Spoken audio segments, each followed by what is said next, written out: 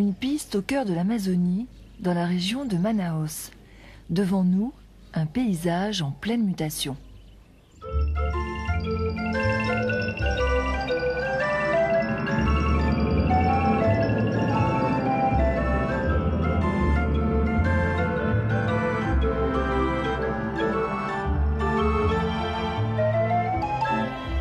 Dans ce paysage, nous pouvons distinguer une zone de forêt dense en arrière-plan, une piste, une zone où la forêt a été brûlée et une exploitation agricole appelée fazenda.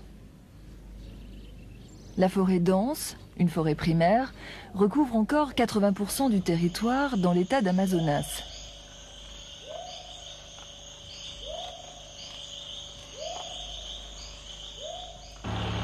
Au milieu de la forêt, des exploitations souvent familiales fournissent en bois Manaus et quelques villes avoisinantes.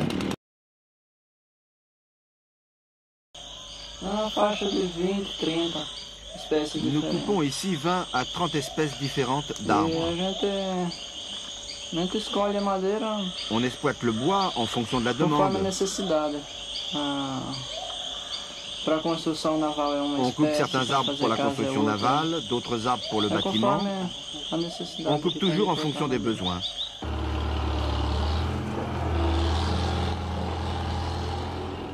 Paulo et son frère Éloi s'occupent également d'une scierie qui transforme sur place, en planches et en madriers, les arbres coupés dans la forêt.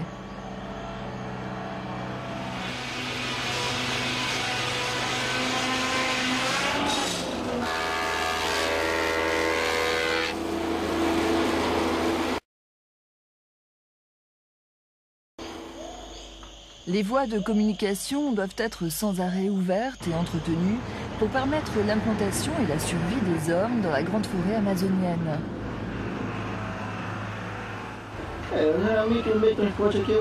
Ici, on transporte quasiment tout par camion.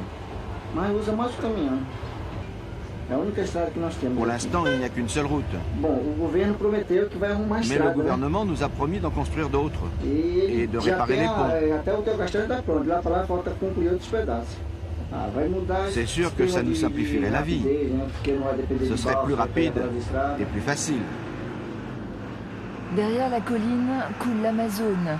Le fleuve a été la première voie de pénétration dans la grande forêt, mais désormais, la route et l'avion ont pris le relais.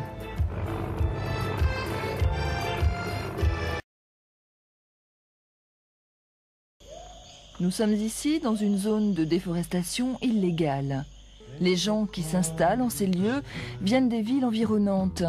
Ils en sont exclus par la misère. Ils défrichent la forêt sans autorisation et cultivent ensuite de très petites parcelles. Ici, avant, c'était la nature. Tout ça, la nature. Et nous, on est arrivés pour rester.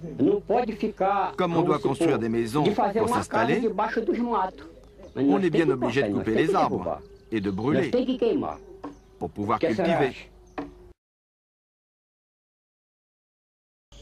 Les fazendas sont elles aussi conquises sur la forêt.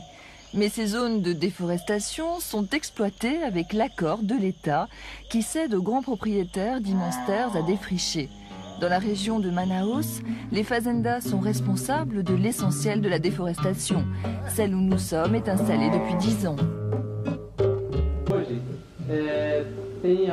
Cette fazenda fait à peu près 1000 hectares. On y élève 40 vaches laitières et 150 génisses. Le problème en Amazonie, quand on élève du bétail, c'est le climat. La plupart des bêtes n'y résistent pas. L'idéal pour nous, ce serait des vaches hollandaises qui produisent beaucoup.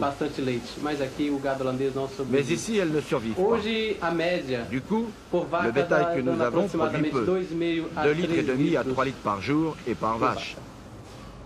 En utilisant le lait produit sur place et en achetant à l'extérieur du lait en poudre, cette fazenda alimente en fromage et yaourt le marché amazonien.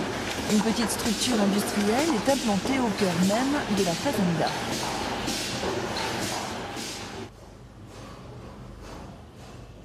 En Amazonie, chaque jour, la forêt recule. On peut se demander si la médiocrité des rendements obtenus sur les terrains déforestés compense la perte de ce patrimoine naturel.